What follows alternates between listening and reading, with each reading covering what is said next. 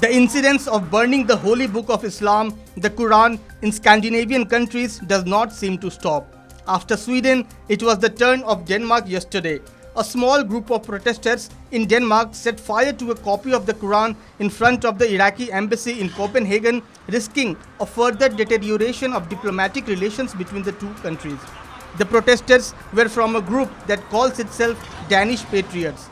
The duo from this group stormed on the Quran yesterday and set it alight in a tin foil tray next to the Iraqi flag lying on the ground.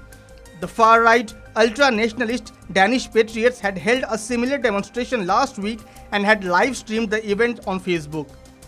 After last week's incident, Danish Foreign Minister Lars Rasmussen had condemned it as an act of stupidity by a few individuals. Shortly after the incident, Iraq's foreign ministry called on the authorities of countries in the European Union to quickly reconsider so-called freedom of expression and the right to demonstrate. The tension between Muslim countries and the two Scandinavian nations intensified last month after a 37-year-old Christian Iraqi refugee in Sweden, Salwan Momika, burned pages of the Quran on the Islamic holiday of Eid al-Adha.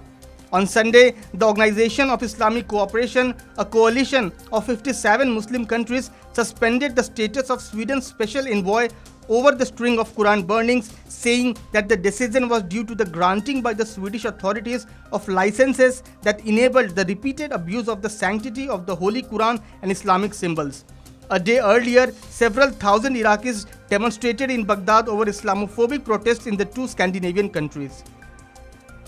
The Islamic nations are seething with anger on the burning of Quran in Sweden and Denmark. Last Friday, Sweden had evacuated its embassy staff from Baghdad after the building was stormed by protesters. Then, Iraq had expelled Swedish ambassador from the country and had recalled its own representatives from Sweden over the burning of Quran. Iranian Supreme Leader Ayatollah Ali Khamenei had also said that people who desecrate the Quran should face the most severe punishment. The latest desecration of the book in the Danish capital also triggered a rally by thousands of protesters in the Yemeni capital Sana'a, who voiced anger at both Denmark and Sweden for allowing such acts. Turkey had called this incident a despicable attack on the Quran, while the Algerian Foreign Ministry had summoned the Danish ambassador and Swedish representatives to condemn the acts. In a statement posted on Twitter, the UAE's Foreign Ministry called on the Danish government to take responsibility to stop these actions. The ministry had reiterated its rejection of the use of freedom of expression as a justification for such heinous acts that aim to destabilize security and stability, contrary to the core humanitarian and ethical values and principles.